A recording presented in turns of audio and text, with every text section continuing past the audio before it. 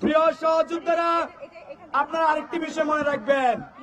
আপনারা দেখেছেন এই বৈষম্য বিরোধী ছাত্র আন্দোলনে আমাদেরকে ফ্যাসিবাদের দোসররা কিভাবে গুলি করেছে, আওয়ামী লীগ, ছাত্রলীগ, যুবলীগ আমাদের উপর কিভাবে অত্যাচার করেছে। আপনারা সারা দেশে তাদেরকে চিহ্নিত করে আজকে থেকে মামলা দেওয়া শুরু করুন। আগামীকাল সারাদিন খুনি সন্ত্রাসীদেরকে মামলা দিন। আগামীকাল সারাদিন বলেন সন্ত্রাসীদের মামলা দিন।